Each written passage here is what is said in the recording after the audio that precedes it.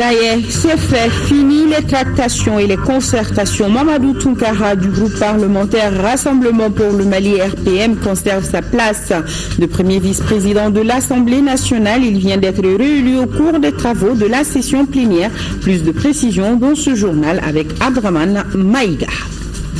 Échange fructueux ce matin entre le ministre de l'Environnement et les ambassadeurs de 9 pays membres de l'Union européenne. C'était dans le cadre de la préparation de la 21e édition de la conférence des Nations Unies sur les changements climatiques. Conférence qui doit se tenir à Paris en France du 30 novembre au 11 décembre 2015. Du sport en fin d'édition avec Alain Giresse, le sélectionneur national qui a dévoilé la liste des 23 joueurs retenus pour le match contre le Botswana en aller et retour au compte des éliminatoires mondiales reçues 2018. Voilà pour le sommaire. Nous sommes mardi 3 novembre. Bonsoir et bienvenue à ce journal.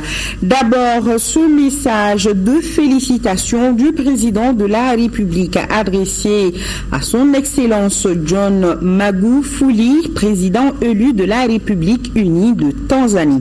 Votre brillante élection à la magistrature suprême de votre pays m'offre l'heureuse occasion de vous adresser au nom du peuple du Mali, de son gouvernement et à mon nom propre, mais très vive et chaleureuse félicitations.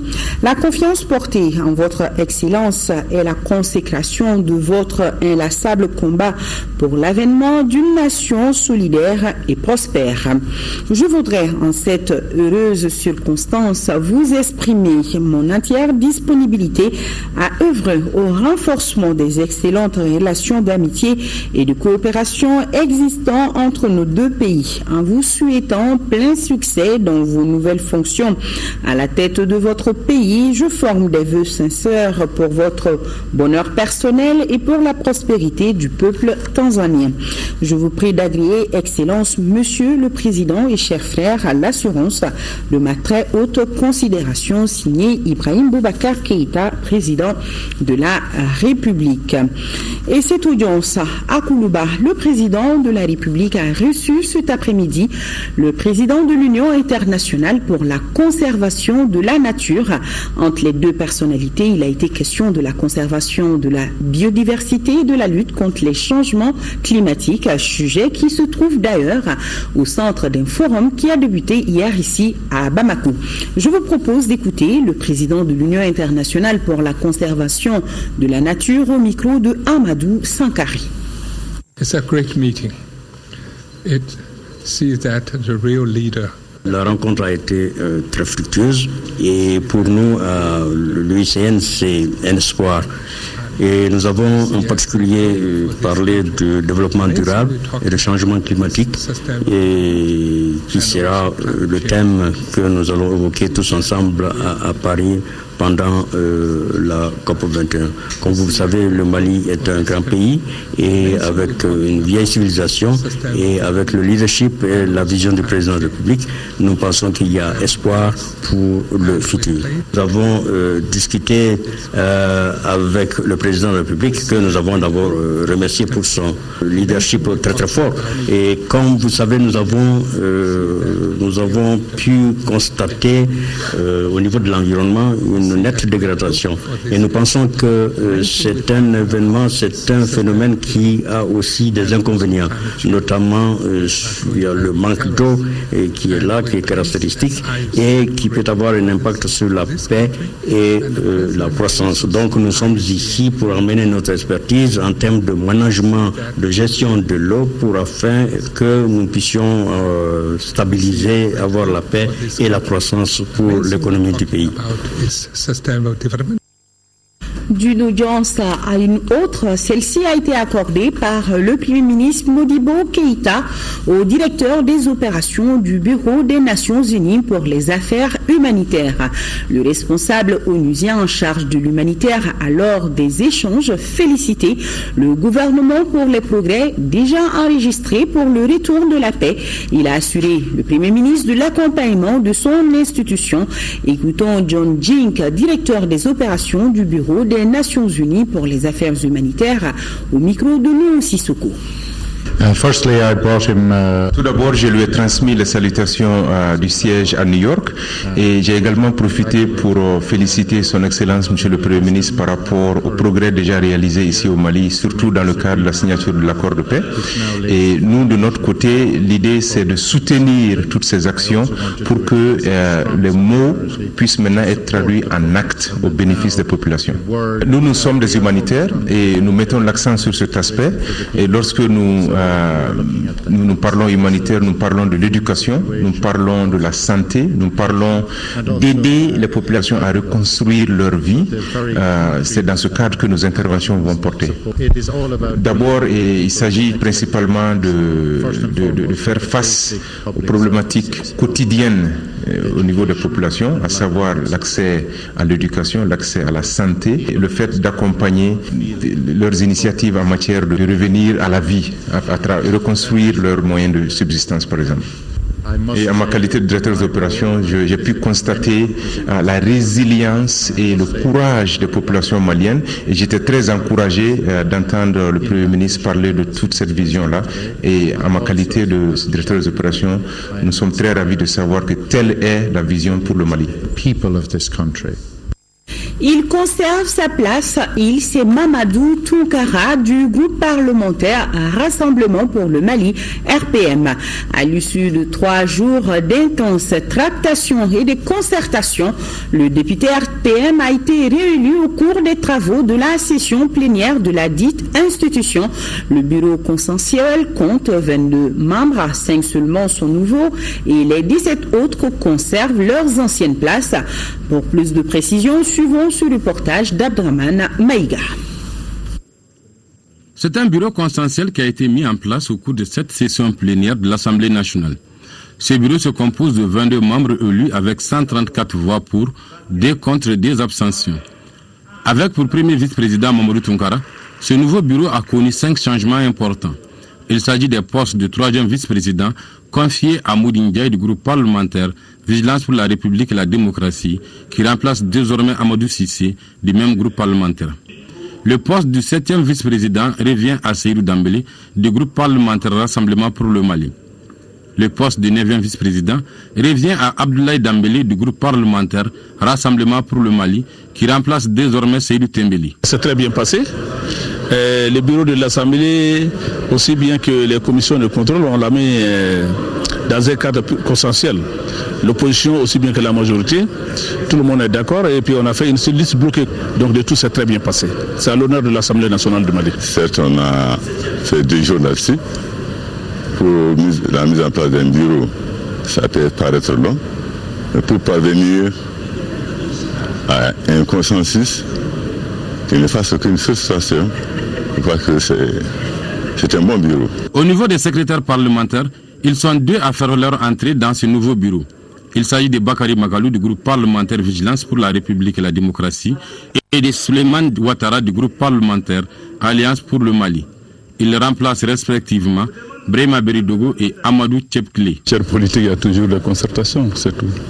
En tout cas, ce que je sache aujourd'hui, il n'y a pas de contestation là-dedans. C'est que tout le monde a affirmé, en tout cas, son accord pour les bureaux, les instances qu'on veut renouveler cette année. Aujourd'hui, tout le monde, tous les députés sont soulagés. C'est vrai qu'il y a eu quelques difficultés à mettre le bureau, mais vaut mieux que les choses se passent comme ça, qu'on ait un consensus pour aboutir à un bureau qui puisse servir. Voilà, qui puisse bien faire le travail de l'Assemblée. Ce nouveau bureau a été élargi par une nouvelle commission de contrôle de 17 membres. Cette commission, installée avec 140 voix pour, 0 contre et 0 abstention, passe désormais de 15 à 17 membres. Imprégnons-nous à présent de ce qu'il est sort de la rencontre ministre de l'Environnement, ambassadeur de 9 pays membres de l'Union européenne. Pourquoi cette rencontre? Développer les synergies d'action pour aboutir à des mesures contraignantes à Paris pour la sauvegarde de la planète Terre. Oui, la capitale française va accueillir du 30 novembre au 11 décembre 2015 la 21e édition de la conférence des Nations Unies sur les changements climatiques. Là-dessus, suivons le reportage de Souleymane Kenza Sidibé. Le sommet de Paris va regrouper environ 200 pays. Il s'agira d'établir des objectifs ambitieux et contraignants dans la lutte contre le changement climatique, amener les gros pollueurs à diminuer les émissions de gaz à effet de serre, à développer les énergies vertes ou alternatives. Pour l'Union européenne, Paris doit énoncer des dispositions rigoureuses comme l'obligation de rendre des comptes. En fait, tout le monde est concerné. Tout le monde est concerné par les effets. Dans les actions qui ont conduit à cette situation, évidemment, il y a des différences entre les pays et les zones du monde, mais il est clair qu'aujourd'hui, tous les pays, y compris les pays, disons, tempérés, sont confrontés à des effets qui font que la prise de conscience des personnes et des politiques a acquis un niveau qui est relativement nouveau et qui a eu une évolution incontestable dans les populations et chez les dirigeants depuis une vingtaine ou une trentaine d'années, avec la nécessité de faire quelque chose. Le Mali est le porte-parole de l'Afrique à Paris, d'où l'intérêt de cette concertation avec les autorités maliennes pour les synergies d'action au niveau du continent. Et pourtant, la note de la pollution n'est pas la même pour tous les pays. Et en plus, il faut dégager des ressources pour certains. Je voudrais que les mesures d'adaptation, c'est un peu au-dessus du milliard de dollars. Et pour les mesures d'atténuation, c'est autour de 34-35 milliards de dollars.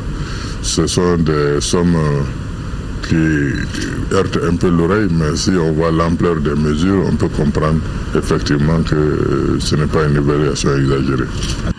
L'Union européenne souhaite un objectif à long terme consensuel, que l'accord présente également une flexibilité pour permettre le relèvement du niveau des ambitions au fil du temps pour un monde avec moins de carbone.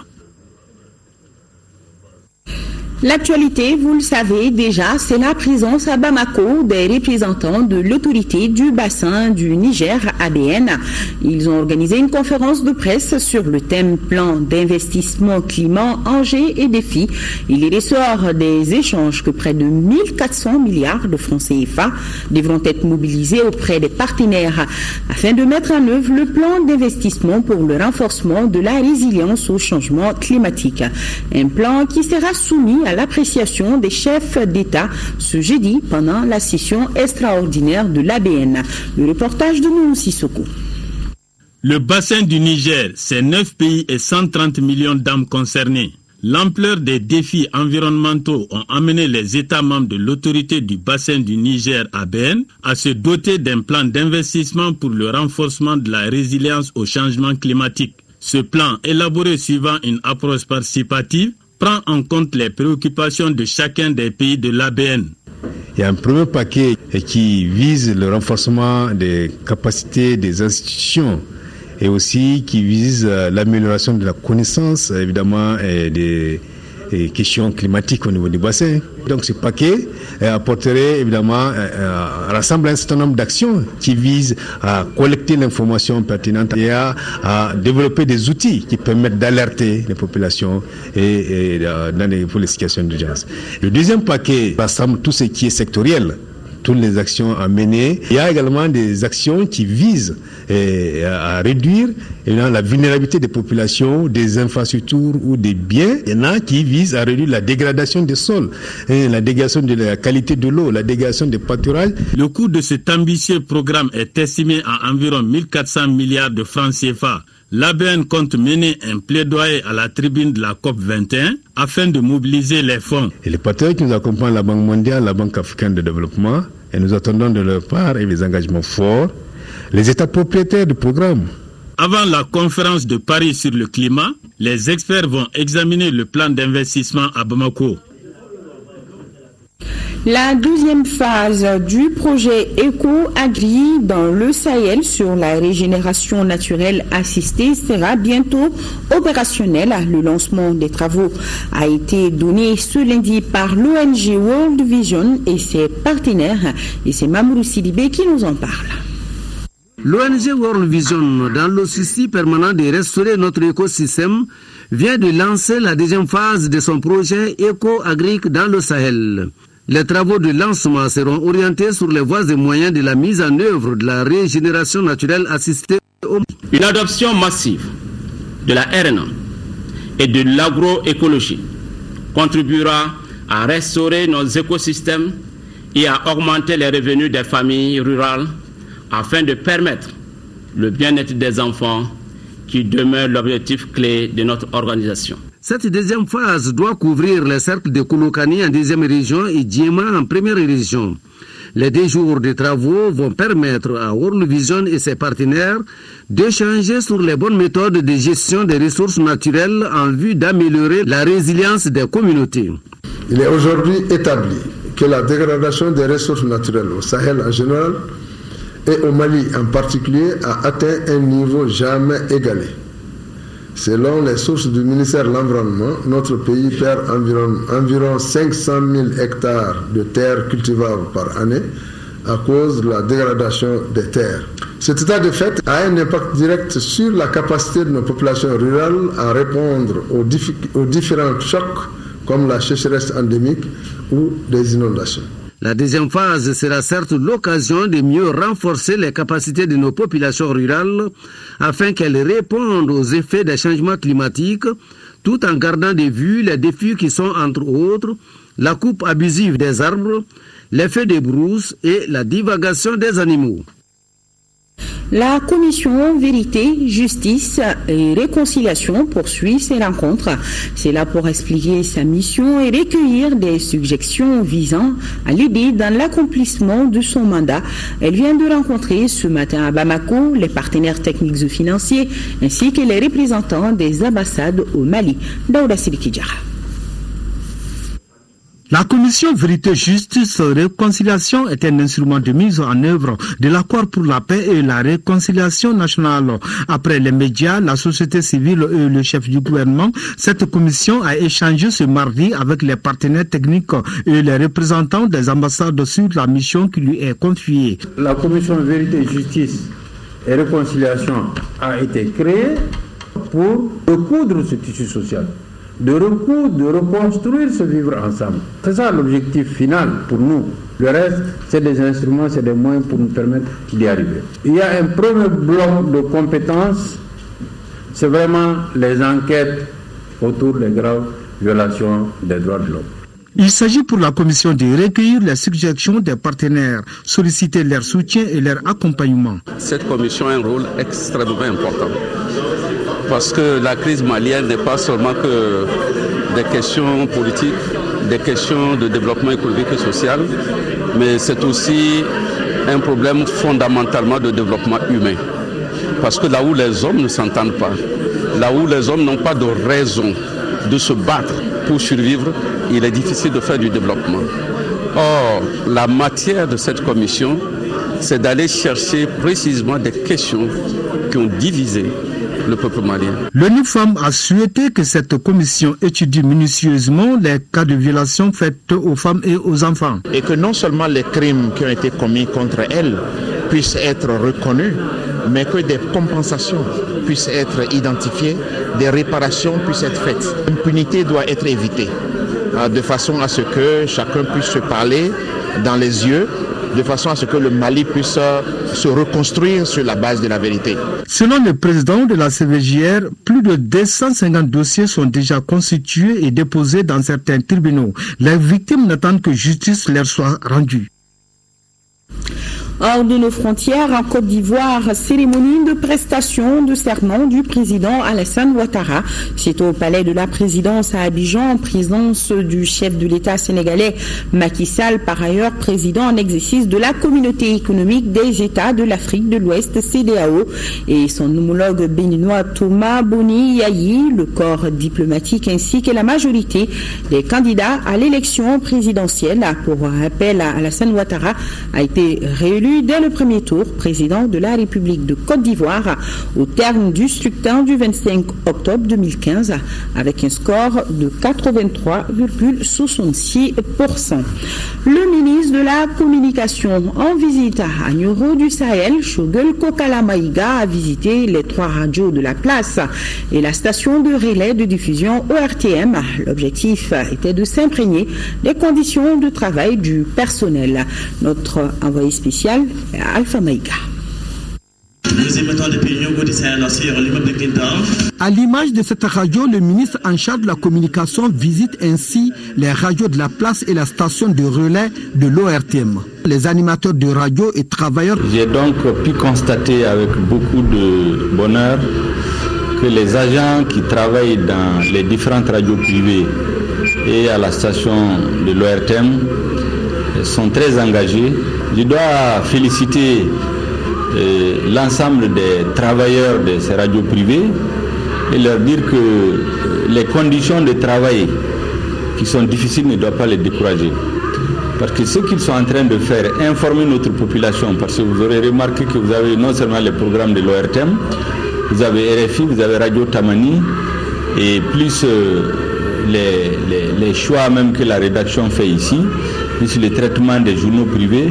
Je crois que ça fait une masse d'informations qui permet de maintenir les populations du cercle de Nioro suffisamment informées. Et comme j'ai toujours dit, une population bien informée, c'est une population bien éduquée et qui peut faire les choix en connaissance de cause. Du côté des animateurs, la liste des doléances présentées est longue.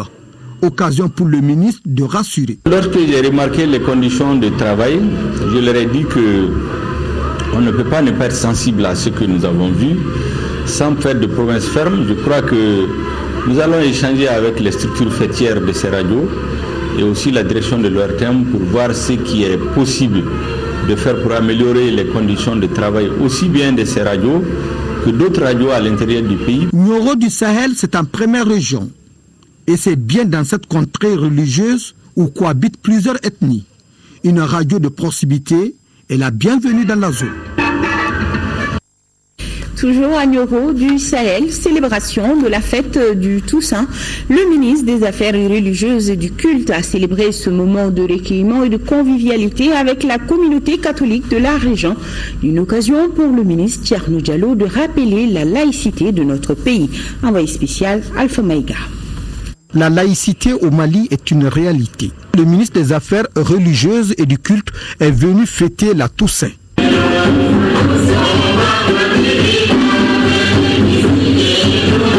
Il s'agit là d'une fête catholique dédiée aux morts, célébrée chaque 1er novembre de l'année. C'est une église qui nous a montré que la foi doit être aussi une œuvre sociale, mais aussi cette coexistence pacifique et presque respectueuse entre le culte chrétien et le culte musulman, et aussi encourager le monde des fidèles en ce dimanche de Toussaint, qui sont une communauté, mais qui vivent leur foi et qui y tiennent. En fait, l'église à Nioro, c'est la beauté, c'est l'arc-en-ciel religieux de Nioro. Et c'est, je crois, cela la vision du président de la République. Un pays de tolérance, d'acceptation du droit à la différence et de l'expression libre de sa foi dans le respect de l'autre. Le ministre a également procédé à une visite et du coup échangé avec la communauté catholique de Nioro du Sahel. Ce dialogue interreligieux a existé au temps du prophète, et puisque Nioro suit cette religion du prophète de l'islam, alors ce problème ne pourrait pas se poser de voir l'église vivre. Mais au-delà de cela, ça voudrait dire que cette communauté chrétienne, elle est une communauté qui comprend qu'elle doit s'exprimer sans toucher à l'identité de l'autre. L'IC Rakar, dans la région de Tombouctou, est le point de convergence des acteurs de la paix. Une rencontre intercommunautaire vient de s'ouvrir avec le soutien et l'engagement de la communauté Ouladiche. Les représentants de la CIMA, de la plateforme et les leaders communautaires des régions de Kidal, Gao et Tombouctou débattent de la mise en œuvre des accords. Pendant 3 jours, plusieurs thématiques seront développées et des recommandations seront formulées pour un suivi correct de l'application des accords. Yéatandina, correspondance. La mise en œuvre des accords est le principal facteur de stabilité et de paix. C'est pourquoi les différents acteurs de Kidal, Gao et Tombouctou se sont retrouvés à l'Ikrakar, localité située à 20 km de Tombouctou. Objectif, c'est d'échanger sur la question du développement et l'engagement de tous les acteurs pour le respect des accords paraphés. Il faut que nous se comprendre entre nous. Il faut que ce n'est pas une autre gens, ce n'est pas les Français, ce n'est pas les autres mondes qui vont venir nous construire. C'est les fils du Mali même, c'est eux qui vont construire le Mali. Évident que les grandes questions qui se posent par rapport à la mise en œuvre de l'accord vont être traités et débattus de façon à ce que la mise en accord de l'accord soit inclusive avec la participation de l'ensemble des communautés et que la gouvernance soit de mise. Il y a eu des interventions ici qui insistent déjà sur la nécessité d'une bonne gouvernance dans la mise en œuvre de l'accord. Initié par la communauté Ouladi-Ish, soucieuse des Mali unis, d'où cet appel des organisateurs. Notre objectif principal, c'est ramener la paix, la quiétude, la stabilité et la cohésion sociale dans notre pays, qui est le Mali. Nous ne voulons pas d'un pays divisé, nous voulons d'un pays uni. Et nous voulons que les enfants de ce pays s'asseyent pour trouver ensemble une solution adéquate pour qu'on puisse vivre ensemble. La paix sur les langues ne suffit pas. Il faut la paix dans les cœurs. Il faut qu'on accepte se pardonner. Il faut qu'on accepte parler. On prépare à la rencontre les délégués de la plateforme, ceux de la CEMA et plusieurs leaders communautaires. Pendant 3 jours, les thématiques suivantes seront développées.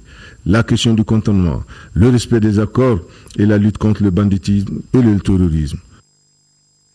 La Direction nationale du développement social vient d'organiser une rencontre intergénérationnelle sur le thème la solidarité, un facteur de réconciliation, de développement et de consolidation de la paix. L'objectif est d'amener la nouvelle génération à s'inspirer de l'expérience des anciens dans la réussite du vivre ensemble, dans la cohésion, l'entraide et la solidarité.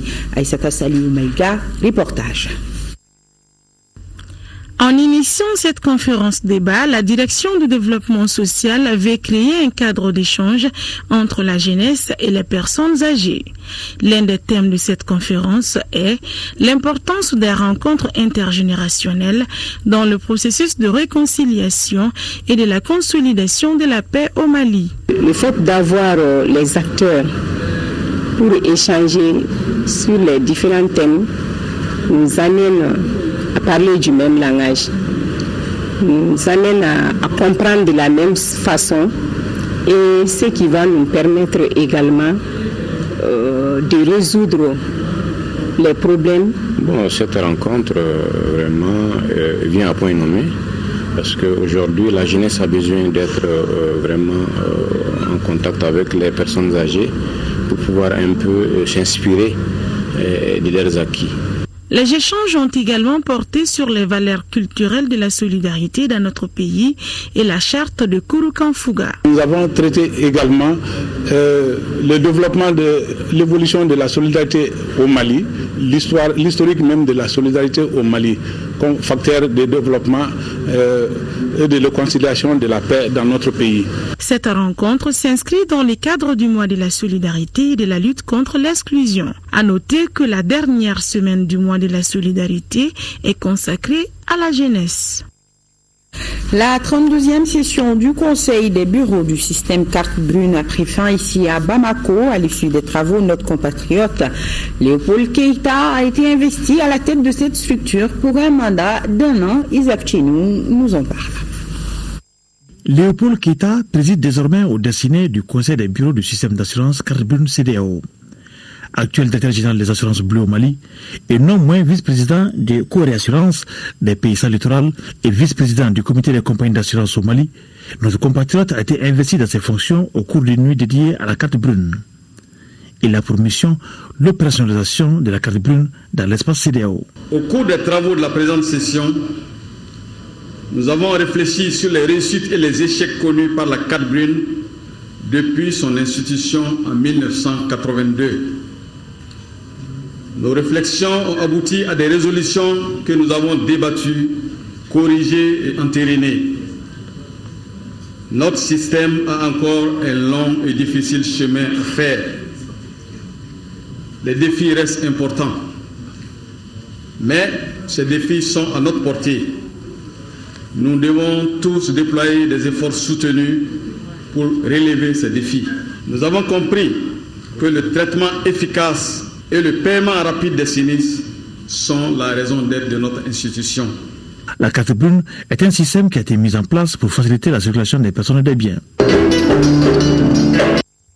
Parlant de coopération, une délégation d'hommes d'affaires turcs est attendue à Bamako pour une visite dans le cadre de la promotion des investissements entre le Mali et la Turquie. Ce séjour d'hommes d'affaires turcs fait suite à celle que vient d'effectuer à Istanbul une délégation interministérielle malienne élargie à des acteurs du secteur privé. La délégation malienne, sur invitation du Conseil des relations économiques étrangères de Turquie, était venue présenter les opportunités de coopération économique et d'investissement qu'offre notre pays, le Mali. Ibrahima Djombili nous en parle.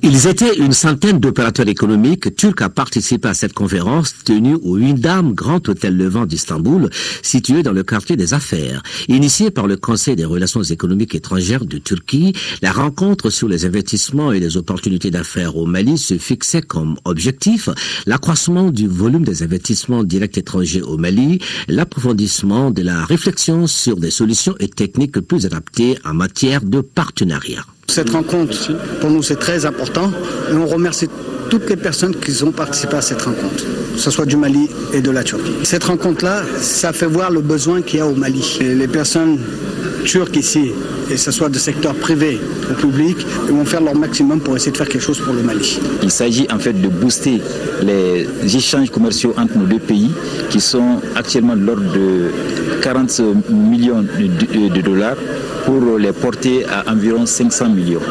Donc c'est dans ce cadre que le secrétaire d'État turc à l'économie nous a invités à faire le déplacement à Ankara et à Istanbul pour présenter les opportunités d'investissement de notre pays en prélude à la visite de ces hommes d'affaires turcs. Les partenaires turcs ont ainsi eu droit à la présentation sur les opportunités de coopération économique et commerciale du Mali par l'Agence malienne de promotion des investissements API Mali, ce qui a mis en exergue l'attractivité du Mali et l'amélioration continue du climat des affaires, un cadre juridique et réglementaire et le dynamisme du secteur privé. Cette rencontre nous permet de transformer l'essai qui a été initié depuis février 2015 suite à la visite d'État, c'est-à-dire qu'on puisse véritablement établir des liens d'affaires, mais pas seulement dans la théorie, mais dans la pratique, des investisseurs turcs et des investisseurs maliens se donnent la main, entreprennent des projets dans le domaine de l'agriculture, de l'élevage, dans le domaine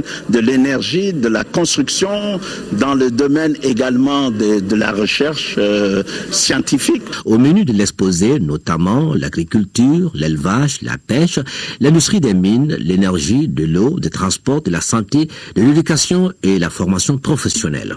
Cette visite fait suite à celle effectuée en avril dernier à Ankara et qui a permis de finaliser et de parapher l'accord sur la promotion et la protection réciproque des investissements entre le Mali et la Turquie. Ici à Bamako, 5 agents de la Commission de régulation de l'électricité et de l'eau ont prêté serment ce matin. Il s'agit de Kone Djeneba Kone, assistante de gestion, de Aminata Aliousso, analyste financier, de Mamadou Modibo Sissé, juriste, Kole Traoré, ingénieur hydraulicien et de Fousséinouba, économiste. C'était devant le vice-président du tribunal de la commune 5, Draman Djara. Prestation de serment. Une mission de formulation du projet de gestion des risques climatiques et d'inondation séjourne depuis ce lundi à Kaya. Occasion pour les acteurs au développement d'expliquer le contenu du projet d'identification sur la gestion des risques d'inondation et climatique en vue de préserver des vies et des biens au Mali. Au RTM Kaya, le reportage de Mahamadi Alioubari.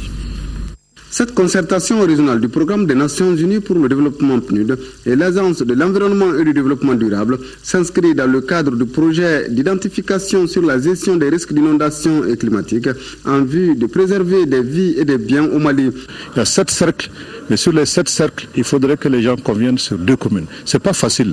Et moi, je suis convaincu que nous arriverons à identifier 2 communes les plus vulnérables dans la région. L'objectif de la présente rencontre est de contribuer au renforcement de la résilience des populations aux inondations et autres risques climatiques dans les localités couvertes en région de Kay, Mopti et le district de Bamako. À l'issue des échanges, 3 composantes ont été élaborées.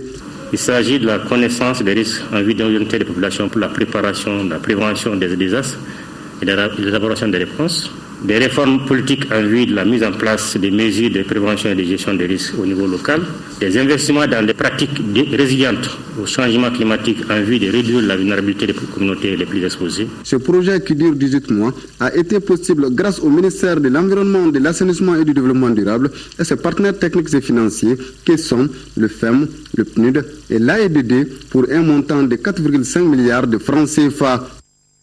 En deuxième région, dans le cadre de la supervision de la campagne agricole 2015-2016, une mission dirigée par le directeur national de l'agriculture s'est rendue à Badougou Nafadji où elle a visité l'entreprise agricole de Seydou Malé.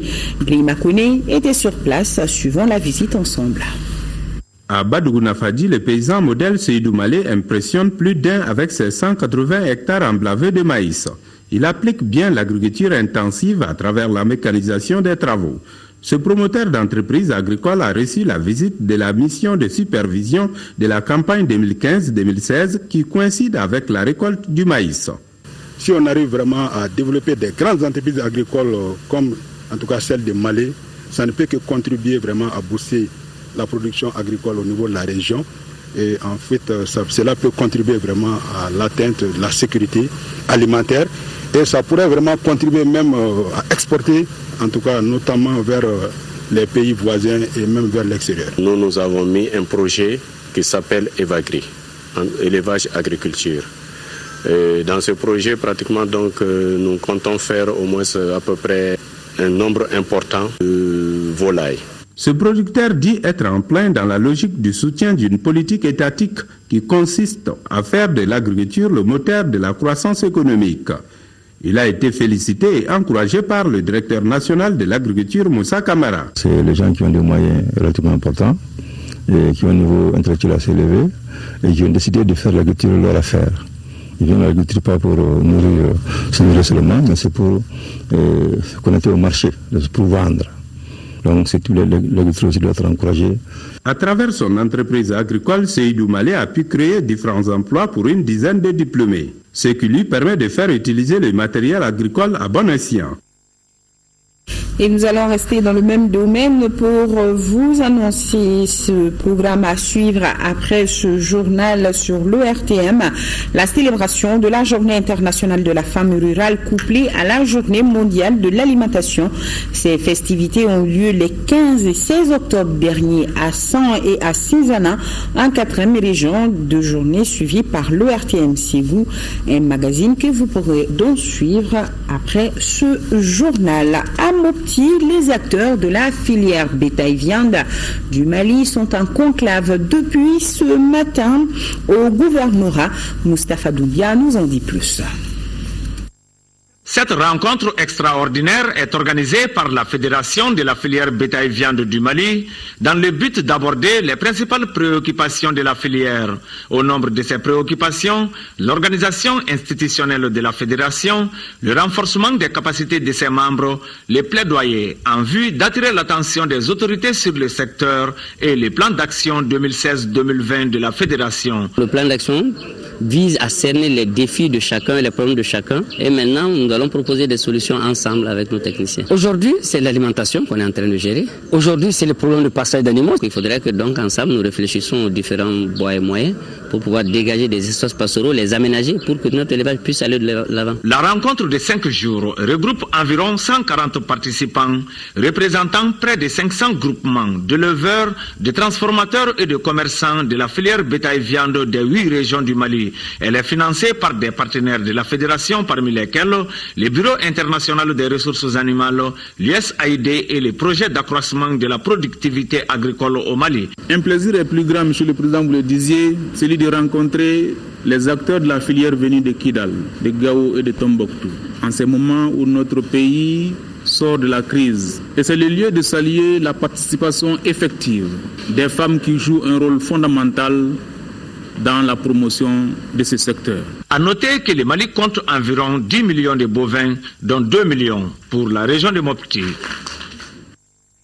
À l'école des sous-officiers d'actifs de Banankoro, 128 jeunes sergents sont désormais prêts à servir l'armée malienne. Cette 9e promotion, baptisée promotion feu adjudant Moussa Elegey Cissé, s'est engagée à servir la patrie avec loyauté et respect des règlements militaires. C'est ce que nous dit Fousseini Samaki.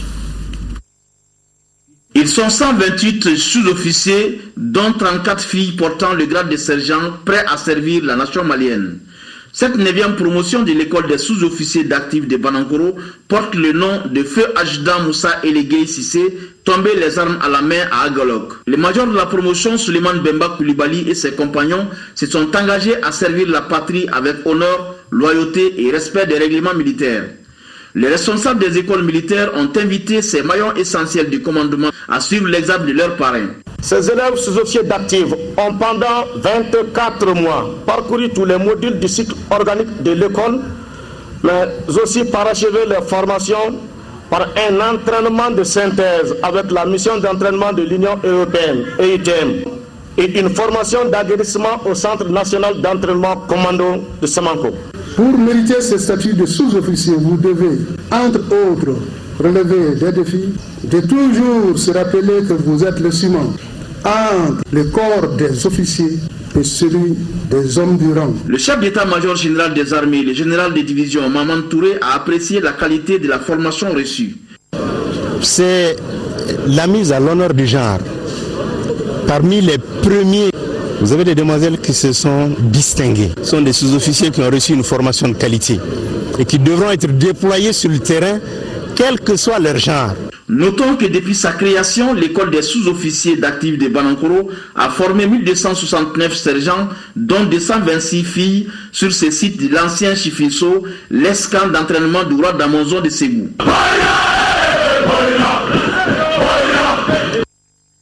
Vraiment impressionnant.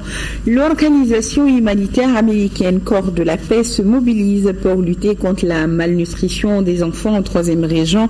C'est par une caravane tour à vélo marquée par des démonstrations de bonnes pratiques nutritionnelles que l'organisation humanitaire a véhiculé ces messages. D'ici Kasso, la correspondance de Daouda Djekiti.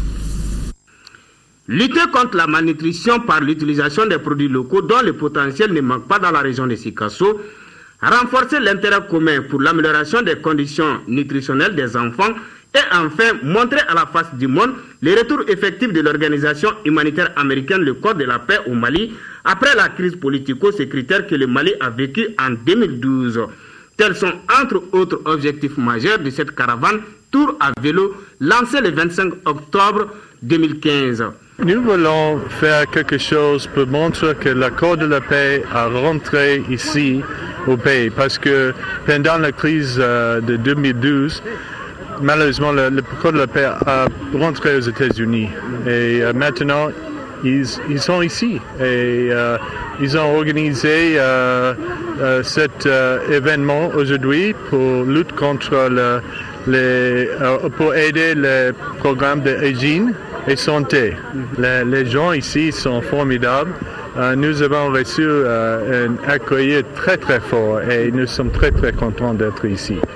À Sikasso, dernière étape de la caravane, une trentaine de cyclistes, tous des volontaires du Corps de la Paix et au devant l'ambassadeur des États-Unis au Mali, Paul Fomsby, ont pris part à la course en direction de Bougoula Amo, point de chute.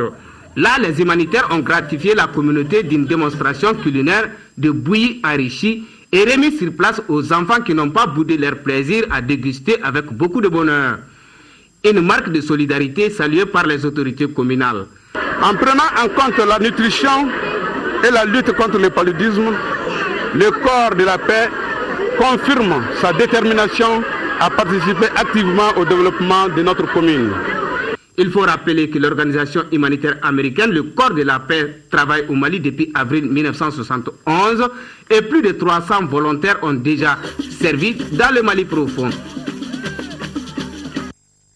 Et nous parlons déjà sport. Éliminatoire mondial Russie 2018, deuxième tour. Le sélectionneur des Aigles du Mali, Alain Giresse, a dévoilé la liste des 23 joueurs retenus pour le match contre le Botswana en aller et retour. C'était lors d'un point de presse que le technicien français a animé ce mardi au siège de la FEMAFOOT. Le compte-rendu, c'est avec Abdul Karim Kaba. Cette conférence de presse a été